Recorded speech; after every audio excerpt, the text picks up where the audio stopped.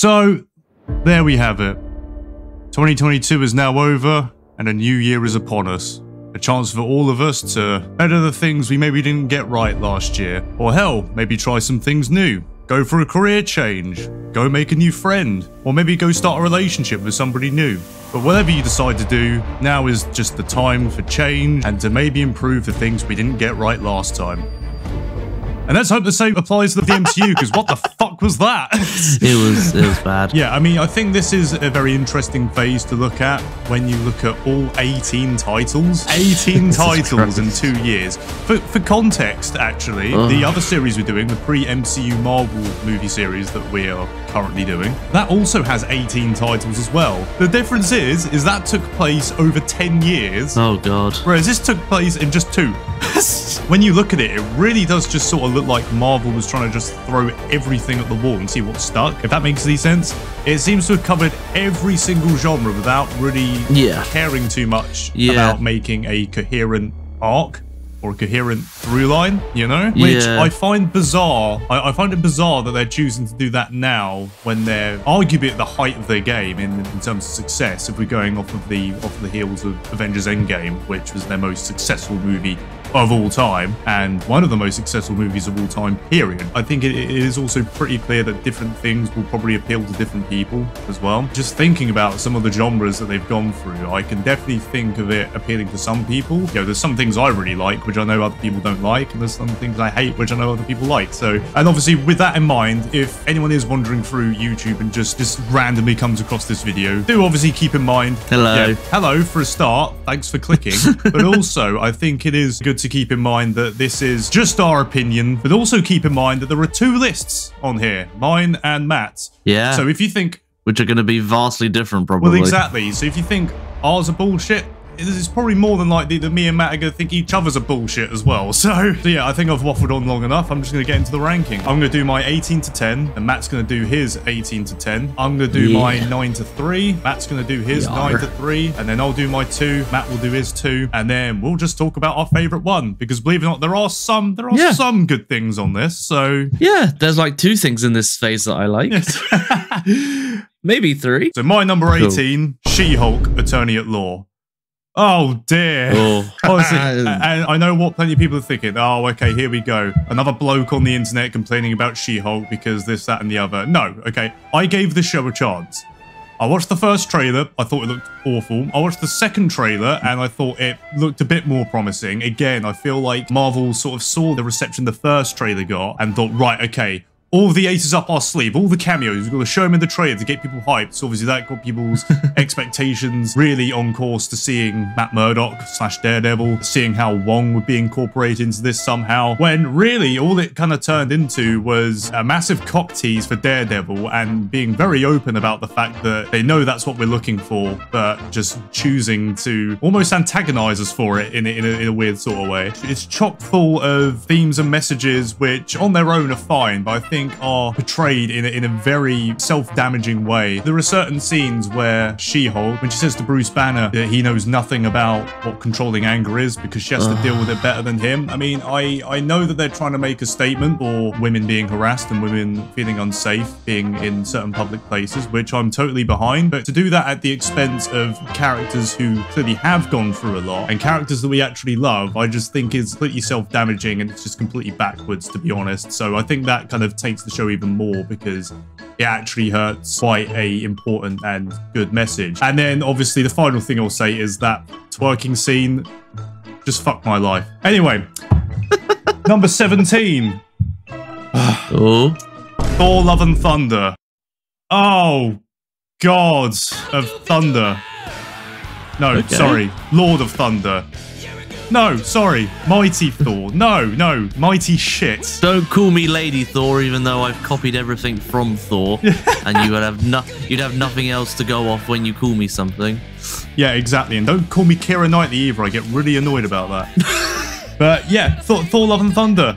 What the fuck? I think this is a prime example of Marvel taking the comedic aspects of their movies and shows, all the things that don't work about it in all the other projects, and just lumped it into one colourful vomit. I went to a packed showing of this when it first came out. And I kid you not, there were people laughing every single time those fucking goats came up. And I was just thinking, really? Is this fucking goats? Is this really funny? I mean, I'll admit the only time I did find it funny was when I saw the Guardians of the Galaxy try and work out how they would deal with this. Like, I thought that was kind of comedic. Everything else from the really bad jokes, like, I think the two that stick out to me is the Infinity Cones ride at New Asgard. I just thought was awful because...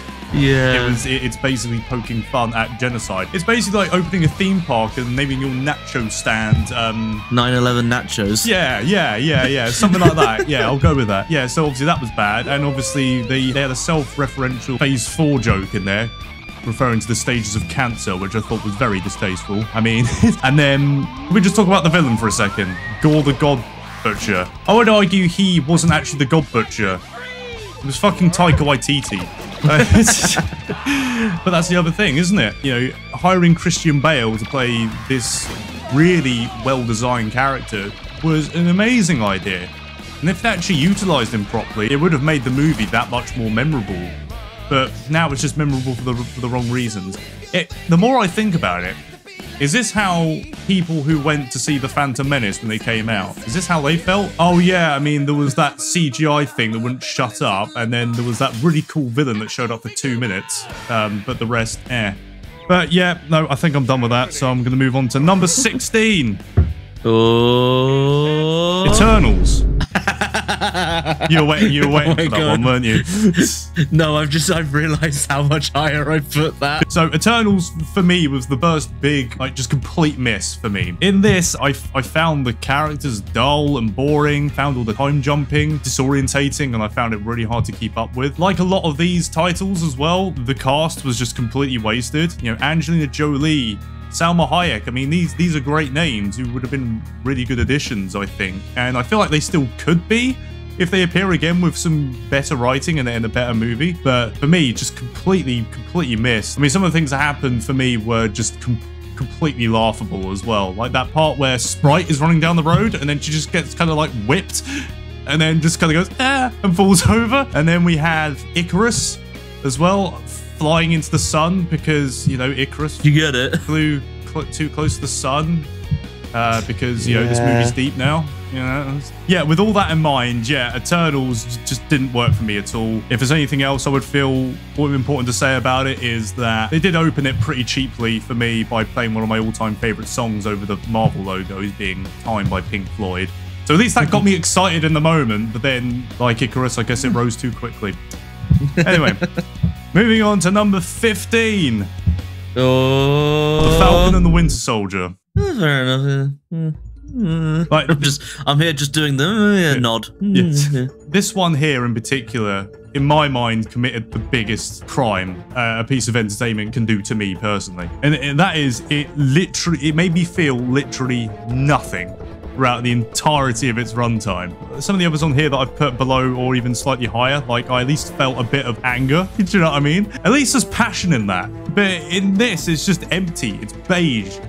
It's hollow. Beige. You know? It's beige. It's beige, yeah. I'm not really the biggest fan of Sam becoming Captain America because he's already a superhero. He's already the Falcon. I don't really think there needs to be another Captain America, and that was the main question this show was asking. So if the show is asking a question I don't really think it needs to be answered, then I'm just not going to be invested.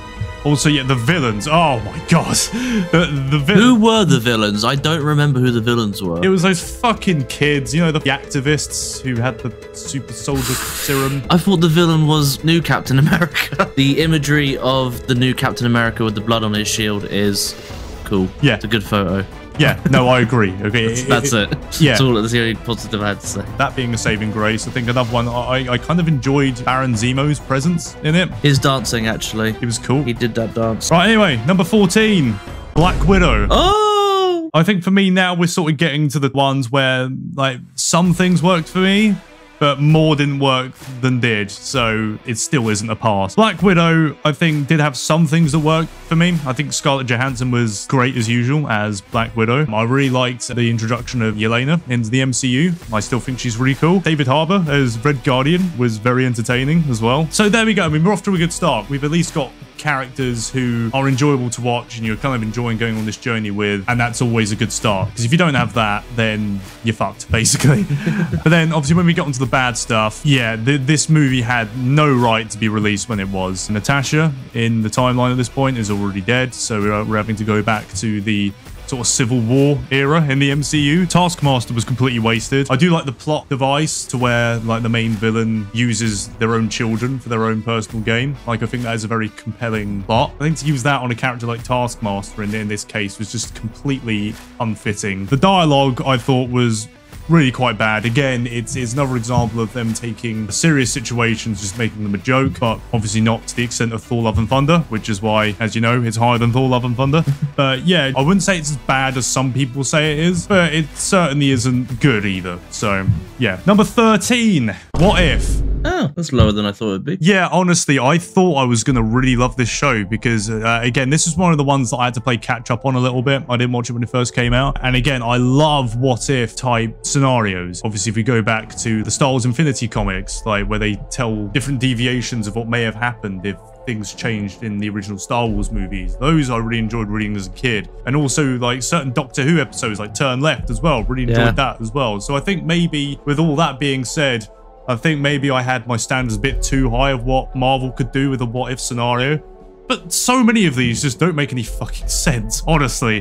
Like the first one, you know, if Agent Carter got the super soldier serum rather than fucking Steve, obviously this is apparently what would have happened. But I don't believe for a second that if she got that, then they would have randomly gone, oh, okay, well, we actually have this World War II Iron Man suit for Steve to still be in the action. Yeah. No, if Steve never got the serum, he would have been cast aside like nothing. So again, I think when you're doing things like this, it's really important to have us still be able to suspend our disbelief, basically. Yeah. You know, and what the fuck was that Thor, what if Thor was an only child or whatever?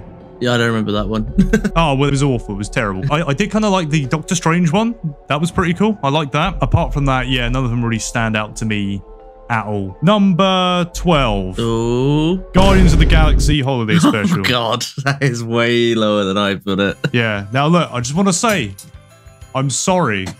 Okay? You're forgiven. I am sorry. Thank you. I'm glad somebody does. This, to me, kind of fell victim of my expectations a little bit. So for that reason, I did place it a bit higher than I think I originally did. But again, I think it is basically just the Kevin Bacon trope that they've had in the Guardians of the Galaxy, which has been funny. I was expecting more there in terms of a Guardians of the Galaxy adventure. I mean, that might also be selfish of me because I have really missed the Guardians of the Galaxy. So, you know, that might play into it somewhat. But I found it one of those experiences where I found it just a bit too cringe. But then again, there are some stuff I do really like about it. I really like the ending with the reveal that Mantis is Quill's sister. That was really nice. I think it was handled really well, and I can't wait to see how they explore that in Guardians of the Galaxy 3. I think it's going to be great. And I also really like the animation as well with Yondu, and I really like the reveal at the end that that's how Quill got his guns. He got it for Christmas. Like those two things are really nice, I think. But the rest of it, I didn't enjoy the experience of watching the rest of it, so that's why I had to place it a bit lower. Number 11, Hawkeye.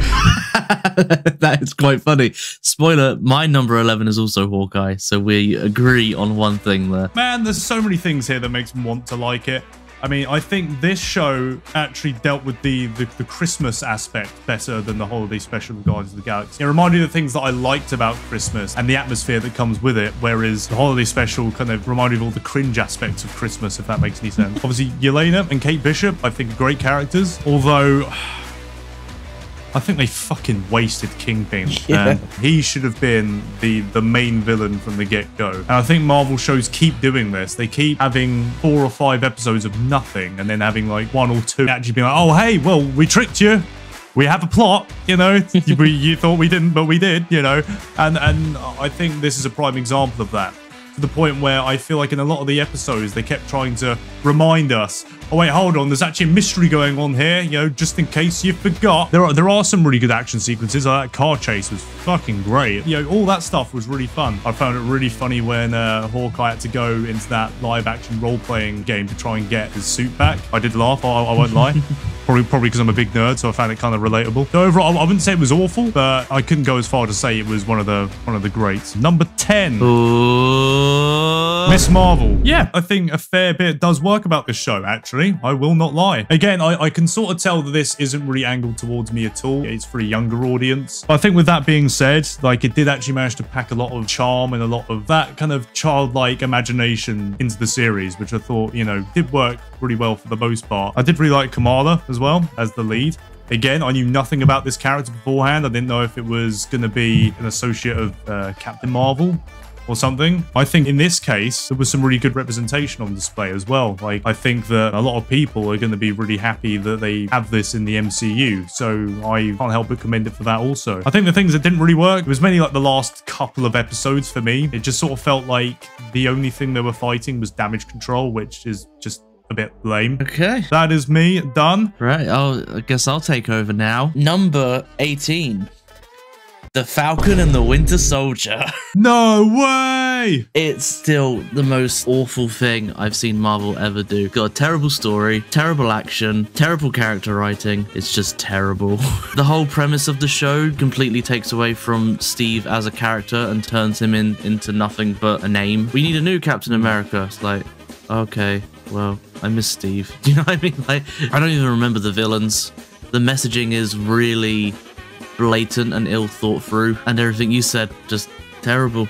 Yeah, fair enough. Yeah, see, this one seems pretty plain. Like, yeah. Anyway, I'll move on to number 17. She-Hulk. Again, awful characterization. Absolutely nothing in it makes any sense whatsoever. There's so many random things, like she gets attacked by these men because men are awful. Yeah, of course. One of those men turn out to actually be like a recovering addict that she's now kind of friends with. Intelligentsia are trying to like steal her blood so they can become a Hulk, but then she just goes, nah, let's change that. And it's just like, the only bit of it I enjoyed was the balls of them to do the whole Disney Plus breaking the screen thing. It went from like, this is just terrible to, this is terrible, but what the fuck is going on?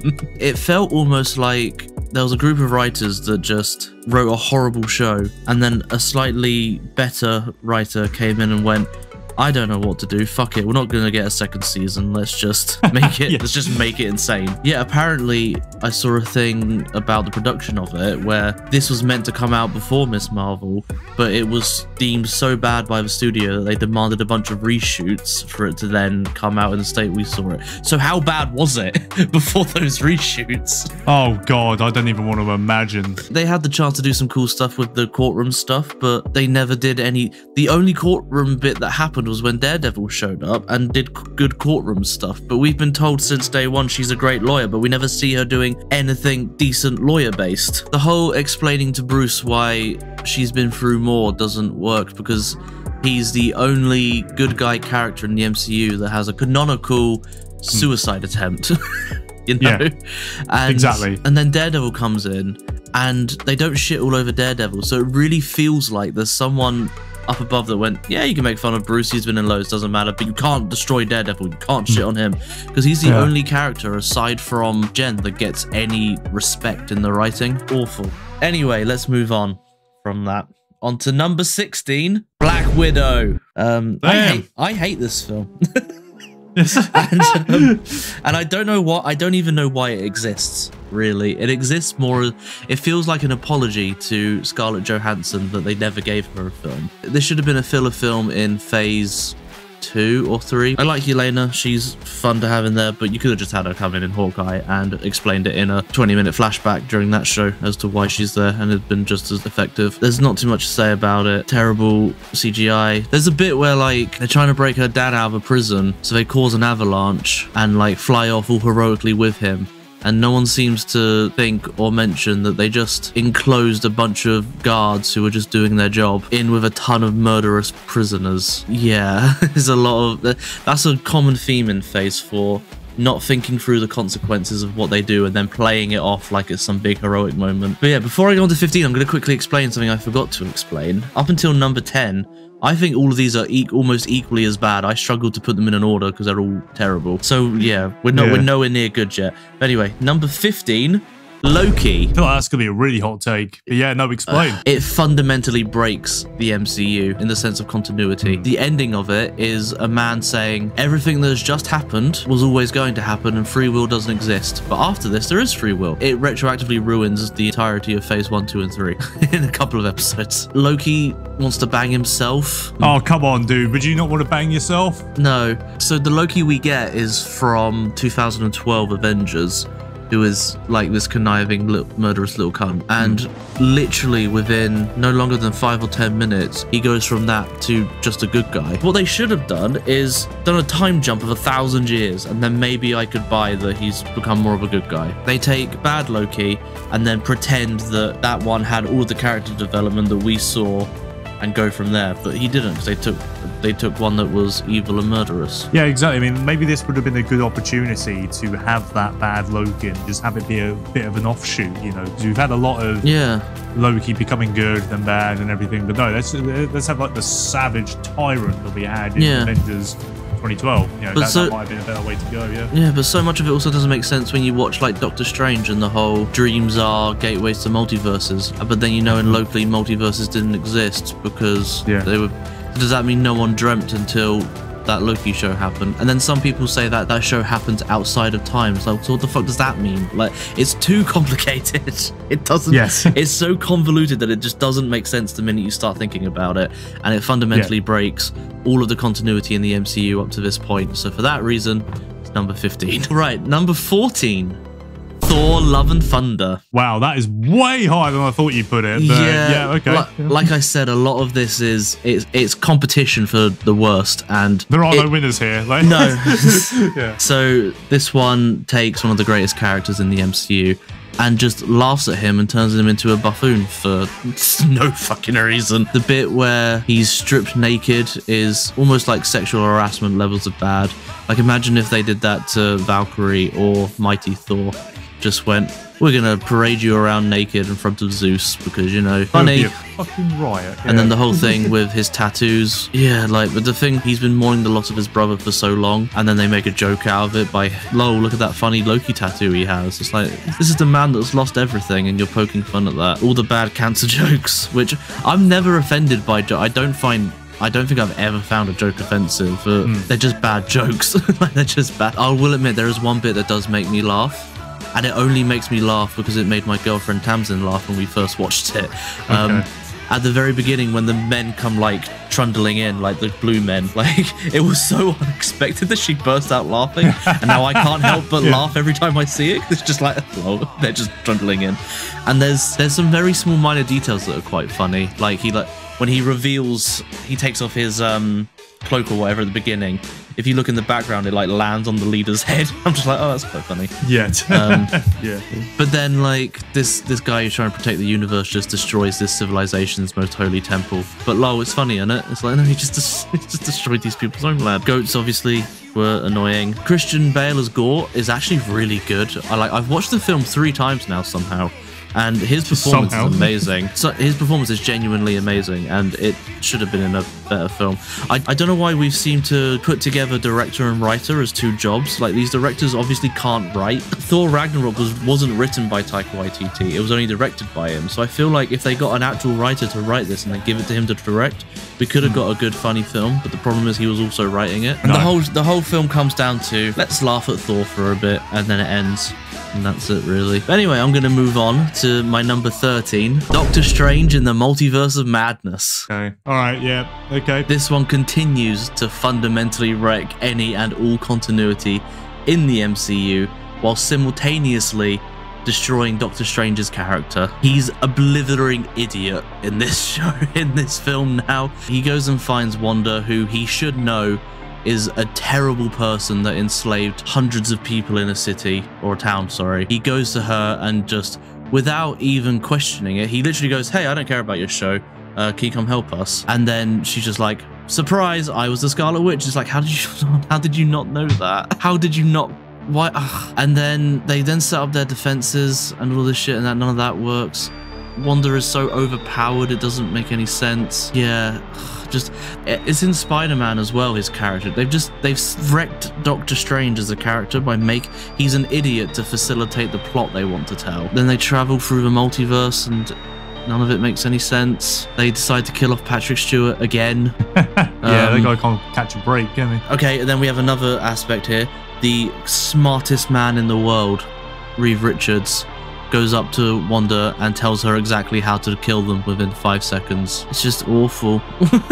I've watched it 3 times, and every single time I've found more things that I dislike about it. It's got some okay stuff. The Sam Raimi-isms are cool, but just it's written by the same person who wrote Loki, so. And it hurts even more that Doctor Strange 1 was amazing and probably my favorite origin film that was perfectly set up for him to have a showdown with his is it Mordo? Yeah. To have a showdown with Mordo, who's hunting sorcerers, and they just decide to make a generic nonsensical MCU film and wreck all the characters involved while doing so. On to number 12. Black Panther Wakanda Forever. It was unbelievably boring. It's quite literally the plot of the first film, but dragged out to be longer and involves more of an army. The way they treated Chadwick's death, this also includes the promotion of the film. It just felt so exploitative. They've hacked this poor dead guy's Twitter to incessantly promote this film that he's not in. Oh, really? Oh, God. Like, yeah, the Chadwick Boseman's Twitter is like, go watch Wakanda Forever. It's like, Jesus Christ. Like, imagine if I died and then you hacked into my Twitter to, like, promote a song that I happened to give you the idea for. Okay, this is going to be very touchy because as a white person, I don't feel educated enough to talk on this, but I'm just going to propose the question so that it can potentially, it's just out there. I know that this film is made by African Americans, and it's representing African culture. When I watch it, it feels as though I'm watching some mesh and concoction of every African culture ever. Because remember, Africa is fucking massive, and all of those countries obviously are going to have their own different cultures. Whereas this film feels like it's just sort of taking the surface level of all of those cultures and Americanizing and meshing it together to make something that is what an American person would think African culture is. That then bugs me because it's then promoted as the true African culture experience. You gotta go watch this and you'll be immersed in our true culture, when these people potentially aren't actually involved in that culture much at all because they're American first and foremost. I want to propose that as a very open idea and question because I'm not well educated, but that's something I feel like is happening, you know? So yeah, that's what I had to say about Black Panther. Didn't like it. Very boring. The main villain is laughable. I found him hilarious because they tried to make his little wing boots look intimidating. I couldn't stop laughing at just him flying around. Yeah, it looked like something like you picked up from Mario Kart or something, didn't it? Yeah. But yeah, that's what I had to say about Black Panther. On to number 11, which you already know, which is Hawkeye. Yeah. This is my definition of just nothing. I don't really remember anything much that happened, but it wasn't that offensive, you know? It's the sort of thing where I feel like if I had a family and they loved archery, I could put it on every week and just sort of go, this is fine. I can't say it's good because nothing good really happens, but I can't say it's terrible because nothing really terrible really happens, you know? And that's what I don't have much else to say about Hawkeye. Yeah, no, fair enough. Number 10 is What If? It's got 1 or 2 cool ideas in the episodes. I wouldn't say any of it is truly bad, and that might be because of its premise. Like, something bad happening in that show isn't as bad as it happening in, say, Loki, because it doesn't actually have any further butterfly effect on the MCU. Something negative in that show is just sort of like, oh, well, it really doesn't matter. This can't affect my enjoyment of Doctor Strange because it has no bearing on Doctor Strange. Whereas Loki and Doctor Strange affects my enjoyment of one or the other because they have bearing upon each other. Some of the ideas in it are cool.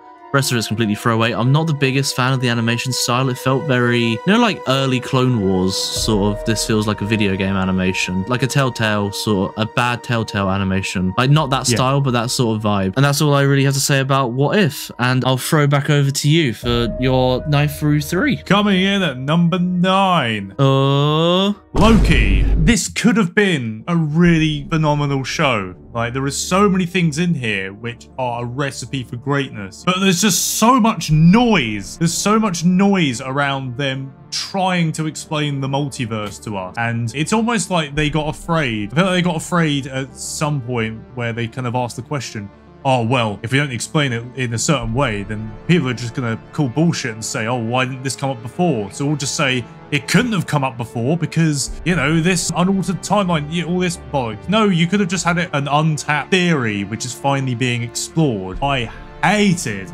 that scene where Loki's going through the cabinet and there's just all these inactive Infinity Stones because they don't work on this plane. It's like, oh yeah, sometimes we use them as paperweights. It's like, dude, are you serious? I didn't mind the whole female Loki romance. I thought that was kind of funny because it sort of speaks to the vanity of Loki. All that was fun. It didn't bother me at all. And at least they did have some chemistry. But I think my favorite part of this show, we had all the Lokis. Obviously, we had Richard E. Grant as like older Loki. Brilliant casting, and I love Richard E. Grant, so that was really cool. I really like that. I also think the introduction to Kang, however, was quite clumsy. I think the placement to bring him in here didn't really leave a very good impression for the next big bad of the MCU. I think aesthetically, this show is marvelous. Yes, I would agree. I love the style of it. Like, it has that very vintage retro feel to it, whilst also feeling and looking very new and contemporary, yes, which I thought was really cool. And obviously Tom Hiddleston's acting was really good. I think he still has it as Loki, but again, the writing was nowhere near as good as it. The sort of switch that he made near the beginning, wasn't a fan in the way that they did that. Those are my thoughts on Loki. It is number 9. Look at this, everyone. We can disagree on something and not fight about it. Exactly. Number 8, Moon Knight. Wow, what a good concept. What a good concept. Multiple personalities in shows is always something that's really appealed to me. There's so much potential for the writing and different directions it can go, which I think it utilized pretty well for the most part. For me, though, that this didn't really work that well as a show. I think it would have been a way better movie. Imagine if this was a movie and they just took all the good elements. It'd be a fucking great movie, I think. The week to week and how stretched they made some of the plot lines made for a bit of an uneven pacing for me, and I would be lying if I said I was always invested. And also, you kind of got to ask the question as well, is like, okay, how are we going to implement Egyptian gods into this now and have that make sense? And the power level of that in relation to everything else is a bit... But yeah, I mean, overall, I look back fondly on Moon Knight, and I'm looking forward to seeing if they're going to do anything else with the character. I think there is definitely good potential there still. But nonetheless, it is in 8th place. So number 7, Wakanda Forever. Ooh, I thought that might have been higher for you. I really liked some elements of how they treated Chadwick's death. I think the main thing that I like with how they treated it was they never for 1 minute tried to state that anyone could replace him fully as Black Panther. Like, obviously there is another Black Panther in this, so obviously there is that. Yeah, well, that's established in the law though, that Black Panther is passed down, so there was always going to be, even if he was still alive and left, there would be another one, you know? Yeah, no, of course. But yeah, obviously with all that being said, it was always done in a way that said, okay, there is a new Black Panther, but she's not T'Challa. She will never be T'Challa. The villains were definitely a force to be reckoned with in this. I would agree that the flying boots were very, very silly. And sometimes I did think they were a bit overpowered, which I think made some of the resolve a little bit easy when it actually got down to it. The pacing was brutal. I have no problem with a long movie. I think my favorite movie that came out last year was The Batman, and that was a 3-hour-long movie. And I love that movie, but that's because it had a level of intrigue and it had a level of progression in the plot that I didn't have an issue with it. Here, there was so much meandering, so many characters thrown in there, which I just didn't care for, like Ironheart. Yeah, the Power Ranger. Exactly. Nothing against the actress. I'm sure she'll go on to do great things, and I'm sure she's a lovely person. But just for this character, you know, I'm not really ready for another Iron Man-esque character, because I just don't think we need one. Then again, that's just an obsession that Marvel seems to have, replacing the old, not with new, but with new versions of the old, which just doesn't really do anything for me. So yeah, I mean, there were definitely things I enjoyed, but it definitely fell short of bad pacing, somewhat lazy resolve at the end. So yeah, Wakanda Forever is my number 7. Ooh. Number 6. Oh, I can't believe this is this high. Number 6 for me is I Am Groot. Again, this was one I had to play catch up for. I didn't watch this too long ago at all myself in preparation for this list. These 5 little shorts has more heart and more soul than most of the rest of Phase 4. I'm not even kidding. When I was watching this, I was reminded quite heavily of, do you remember those Pixar short films they used to play like before the movies? Like, it reminded me of just a series of those, which I obviously have fond memories of growing up with Pixar. So to be brought back to that in like a Marvel thing was actually kind of nice and kind of welcome. And in terms of other things, I honestly think for young kids who are preschool, this would be amazing for them, because, you know, at that point, they're not really able to take making plot and dialogue. At that point, they're just sort of learning to read emotions and engage in the story in that way. And I think this has that in spades. So I think, you know, for young kids, this would be really good. Like if I had kids, I'd show them this because I think they would probably really enjoy it. So yeah, I mean, for that also, this fully gets my blessing. Number 5. WandaVision. WandaVision, I still really enjoy. This is by far my favorite Disney Plus miniseries by a long shot. The idea to have all of these episodes take place in different time periods of television with different eras of sitcom was so creative, just as a concept alone, but how they actually managed to execute it was just I'd never seen anything like it. I just thought it was absolutely brilliant. The mystery aspect behind it was built up really well. Like I was constantly on the edge of my seat, just wanting to find out more layers and what was going on behind the scenes, you know, no pun intended. No, I thought it was solid almost through and through. I rewatched this a few months ago and I didn't even watch the last episode on my rewatch because I just thought it really let it down.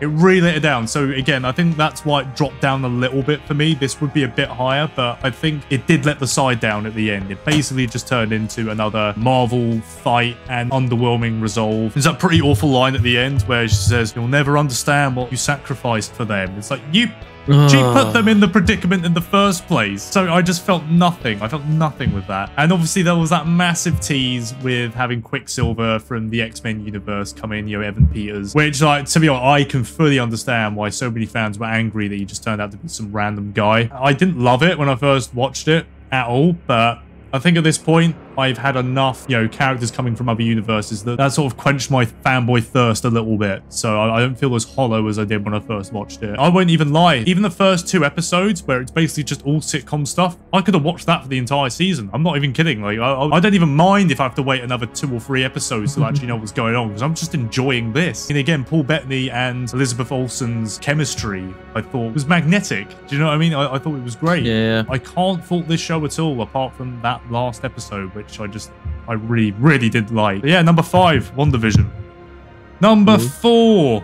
Oh, Doctor Strange and the Multiverse of Madness. Oh, I know you really like this one, don't you? Yeah, so this one I actually think is one of the most divisive films that Phase 4 has put out. I would agree with that. Exactly. I think I've met just as many people who've said that they loved it than people that said that they hated it. There is no general consensus with this film. The only sort of consensus I've seen is that it holds up less and less the more you watch it. Even people I know that love it have loved it a bit less every time they've watched it. What I think of this film is I had such a fucking blast with this film, and I still do. I think I've watched it like you, Matt. I think I watched it 2 or 3 times, and you know, I mean, obviously, you know, the initial excitement does wear off. I'll agree with you a little bit there, but I just love everything from the imagery to the score to all of these Sam Raimi horror imagery that he managed to put in there. It just sort of felt like when Sam Raimi made this, he just didn't really care about sticking to the Marvel formula all that much. He just wanted to go, right, this is my vision. This is a Doctor Strange movie. This is what I'm going to do. I found the Illuminati sequence really fun because, I'll explain why. Because there's no way you could get away with Wanda, in this case, just killing all the mainline heroes in like one scene if it was set in our universe. But the fact they actually got away with doing that in just one sequence in like a parallel universe, so it doesn't matter, was just carnage. It was just utter carnage.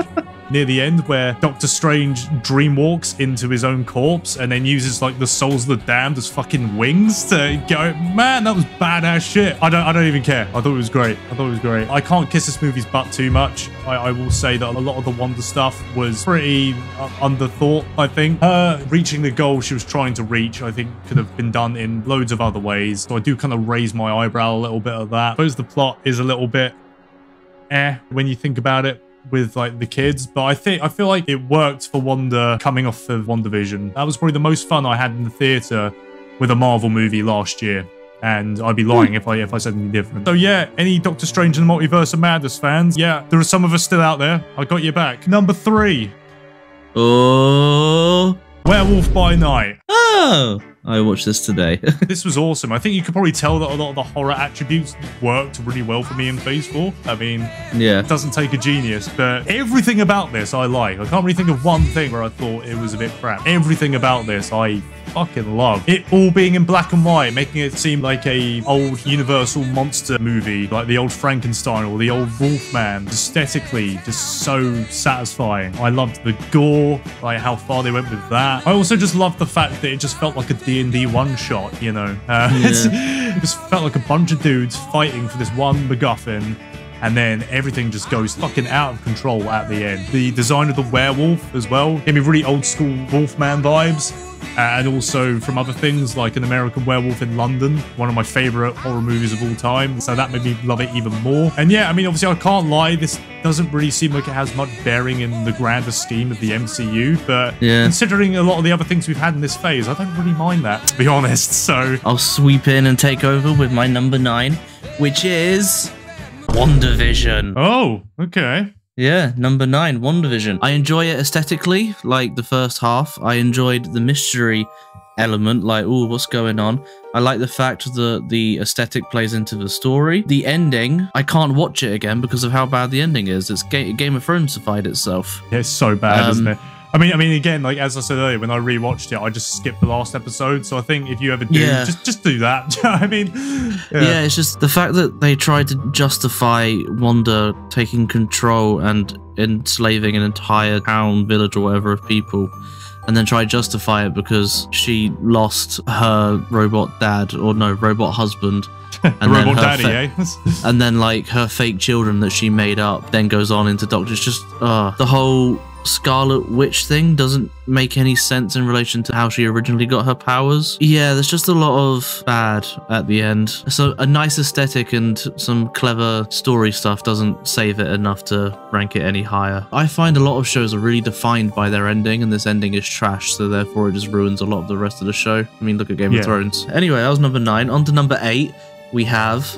Okay, number 8 and number 7 are completely interchangeable. You can completely interchange them between each other. And that is Miss Marvel. Okay, nice. I have at number 8. Because it's fine. Nothing especially gets ruined, but there aren't really many highs in it except for some fun stuff with some fun characters. Entertaining enough, but it's not too memorable. It's like, imagine if Hawkeye was better, and that's Miss Marvel. I always like it when they do new characters because I don't have to worry so much about previous interactions those characters have had, you know? I like the ending of it where she switches with Captain Marvel. That's just a bit fun, and it sets up their movie quite well. On to number 7, which could have been number 8, because they're exactly the same in my eyes, is Moon Knight. Okay, yeah. Exactly the same again with that. It was fine. It lost itself a bit when he sort of died and then he was in the afterlife, but it wasn't the afterlife because that other guy was there, so it was kind of purgatory, but it wasn't quite purgatory. It was so wacky, that, wasn't it, with a fucking talking hippo. It was kind of in his mind, but it was kind of real. Like, I don't think they even knew what they were trying to do there. The only bit that really truly I thought wasn't great, but it didn't annoy me that much, was when the woman Moon Knight came in. She came in to save Moon Knight, and I wish they had done like Moon Knight and he had his whole arc, and then they'd done another series for her. Like maybe season 2 was her arc rather than her sweeping in at the end to say, look at me, I'm a better version of him. That felt a bit like Marvel saying, right, we need to fill our quota. We need a token woman in this, and I just didn't like that. I'd rather she was more fleshed out in her own show, which I guess is why this is interchangeable with Miss Marvel as well, because she was fleshed out in her old show, and that doesn't have the same issues, you know? But now we're on to number 6, which you're going to fundamentally disagree with. Eternals. Oh, great. Okay, yeah. Number 6 is Eternals, because I think it's a complete miss in execution, but aesthetic and ideas are all very cool. I like the fact that it's a whole new cast of characters. I appreciate that they tried to do something that doesn't pull at all from any existing ideas or lore, so I like that. I like that it's all new. I'm a big fan of new. Like, my list is very geared towards new for the most part. Like, I rewatched it, and I liked it more than when I first watched it. I think because I came into it going, this ain't great. I watched it again and went, oh, that was quite fun, actually. I like most of the characters in it. The acting is a bit but the actors we know are great. It's bloated and it needed to be 2 films. I think it's one of those that just, it's the sort of aesthetic that I like. It's got like the ancient stuff that I like. It's a bit mythology based that I like, and I think it's purely a taste thing as to why it's so high. The post-credit scene. What was it? It was Harry Styles, wasn't it? Yeah, and some fucking drunken... Yeah, that was weird. I don't know why that was there. But then the other post-credit scene with Jon Snow, that was good. I like that. Yeah, because it teased Blade, even if it's not Wesley Snipes, but you know. Anyway, we'll move on to number 5, which is Guardians of the Galaxy Christmas Special. Okay. This might be just my love of Christmas coming through as well, thinking about it. It's one of the very rare times in Phase 4 where I watched it and just went, that was fun. My tolerance for cringe and silliness is actually really quite high. Maybe it's because I'm quite cringy and silly myself. I really love the message at the end and the reveal. I really enjoyed the song at the beginning, the sort of like semi-rock song, surf punk like Christmas song that they wrote. Yeah. No one would guess that you're a pop punk fan, would they? Yeah. I just like the setup of friends trying to do something for their friend at Christmas. That's just a nice story. Yeah, and that's my thoughts on number 5, Guardians of the Galaxy. Which brings us on to number 4. I Am Groot. I Am Groot is just fun and silly and doesn't ruin anything and is just a joy to have on. I've got nothing else to say about it. It's just good and fun and nice. Number 3, Shang-Chi and the Legend of the Ten Rings. Ooh. That's my number 3. Again, it's another film that doesn't fuck anything up. I like that the hero has parameters for his power almost. With like Wanda now, what are her powers? We don't know. She can sort of do everything she needs to progress the plot. But Shang-Chi, he's a martial artist. He's buffed up by these rings and that's it. And it's like, cool. We can have stakes with that. We know he's fallible. Whereas with Black Panther, it felt like the cultural stuff in it felt a bit messy. In this one, because they're telling an Asian American story written by Asian Americans, it feels incredibly focused and it feels very much like they are telling a story from their perspective. And I really like that about it. I think that's a really good way of doing representation and diversity that doesn't feel tokeny. I really enjoyed it. It was the best origin film we've had since the last origin since in this phase. And yeah, I think this would have been at home in phase 3 and 2. I really hope that it gets a trilogy and it doesn't get Doctor Strange-ified where its second one is just an MCU film. I hope it remains as its own franchise and can have a good trilogy like Captain America, Iron Man, Spider-Man have all had. But yeah, that's my number 3. So we're now on to your number 2. Well, yeah, speaking of your number 3, my number 2 is Shang-Chi and the Legend of the Ten Rings. Yeah, I mean, what more can I say, really? I thought it was incredibly good. It's one of the best surprises I've had in Phase 4, to where I came out of the theatre actually feeling kind of excited. You know, I thought the action sequences were brilliant. I think they were some of the best the MCU has ever had, like not even in Phase 4, but just throughout its entirety. I love the introduction of these rings and all these like new mystical powers. I think all that was done really well. The villain, so Shang-Chi's father, one of the best MCU villains ever, in my opinion. I found his plight kind of tragic, and I found his relationship with his kids kind of complex in a very compelling way. The resolve as well was also very satisfying, having to face his mistakes and essentially die. I actually thought a lot of the humor with Trevor Slattery worked pretty well, with his joke of the Planet of the Apes being actors. It's just really fun stuff. Out of all the new characters we've had, I think Shang-Chi's the most excited I am to see again. Although I am a bit worried about how he's going to match up against the godlike people we have now. That's a bit of a concern of mine. But that's nothing to do with him and his film. But yeah, no, anyway, Shang-Chi and the Legend of the Ten Rings. One of my favorites. My second favorite, in fact. My second favorite, number 2, is Werewolf by Night. Fuck yeah. It's new. It's interesting. Doesn't fuck with anything else in the MCU. It all made sense. It was self-contained, and I really enjoyed it. It was just a good story. It didn't even have to be an MCU thing. It was just good.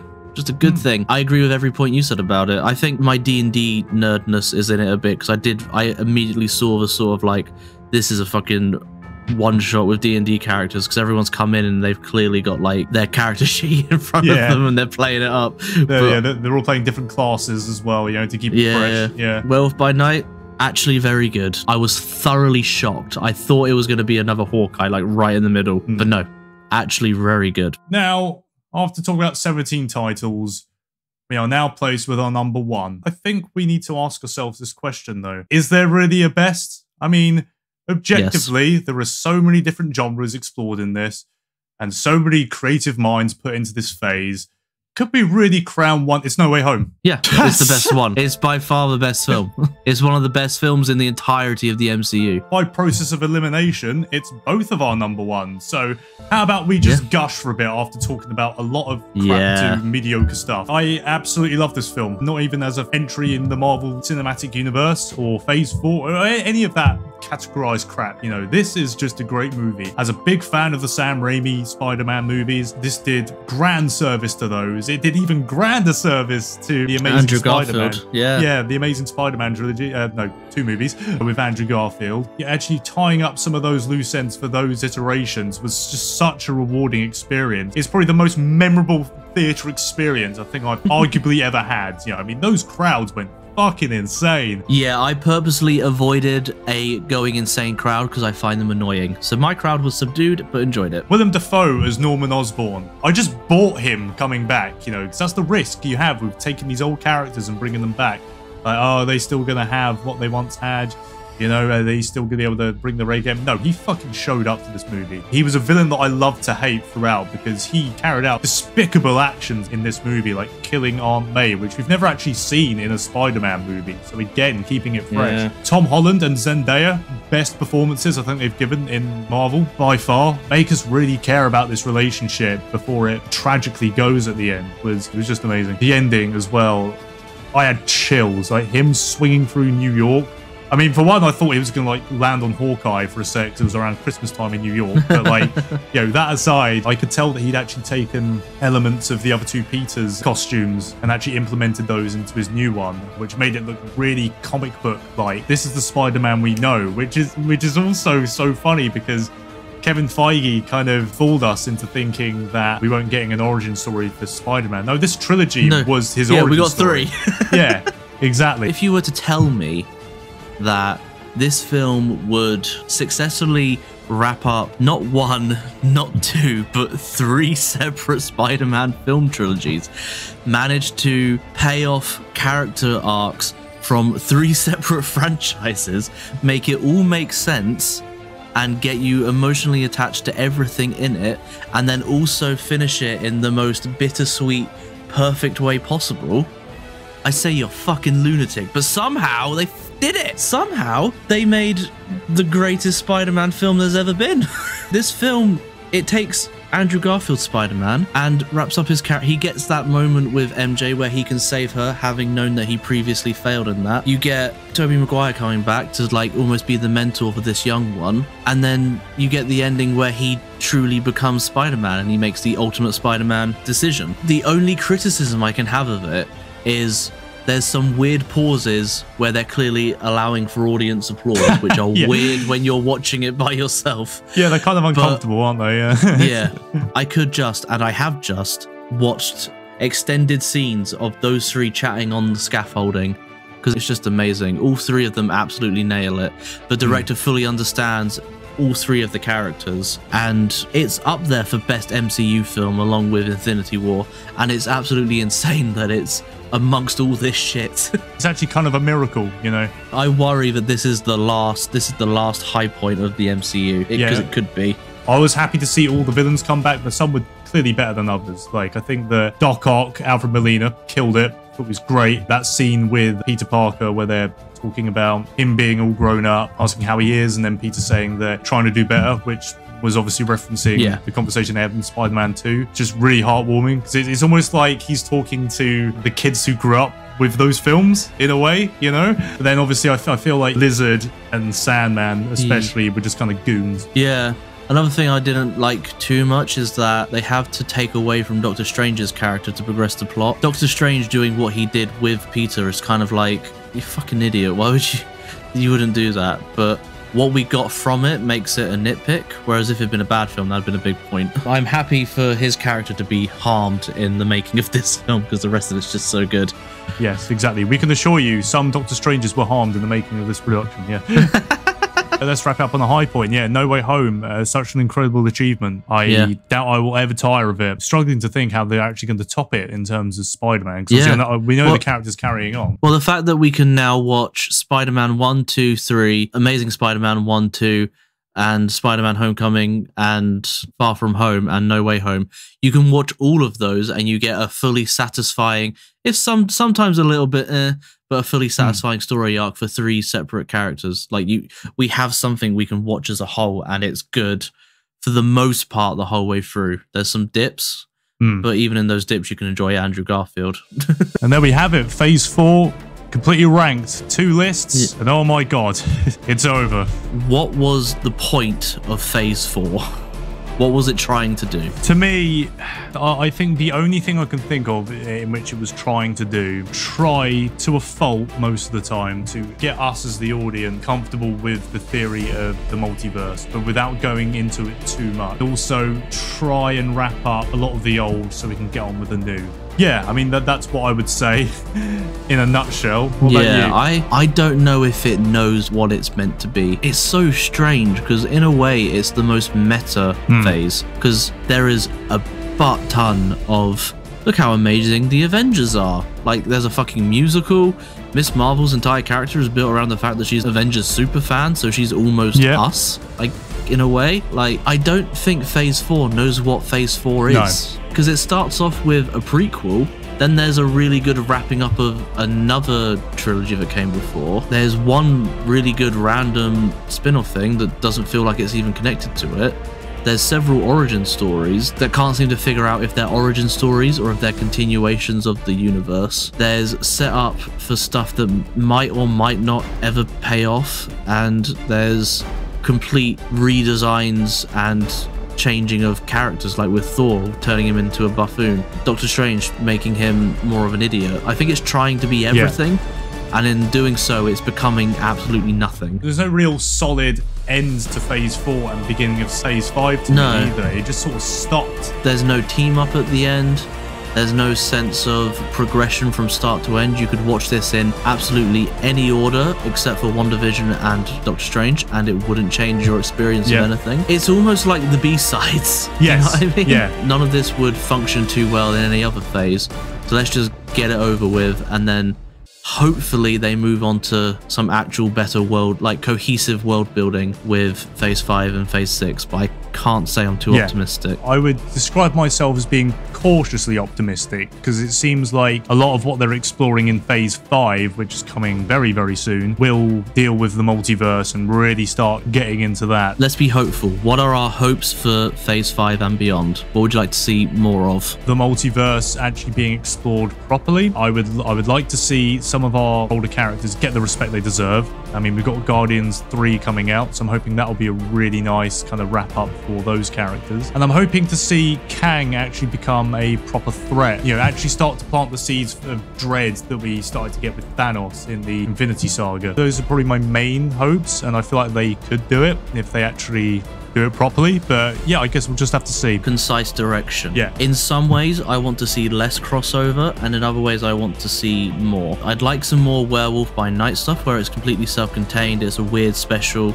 It doesn't mess with anything continuity-wise, but it slots in nicely. I would like to see characters get their own trilogies that can have overall arcs in them. So where they messed it up with Doctor Strange, I hope that Shang-Chi gets his own character-based trilogy, and then he crosses over in films that are designed to be crossovers. I'd like TV shows that don't feel like movies extended. That's the one positive from She-Hulk, is it felt episodic. So I would love to see more episodic TV shows. So the next Marvel movie that's coming out is Ant-Man and the Wasp: Quantumania, I believe. Let's look forward to that. That's it for now. We were Bantha Fodder. This was Phase 4 Ranked. Bye-bye!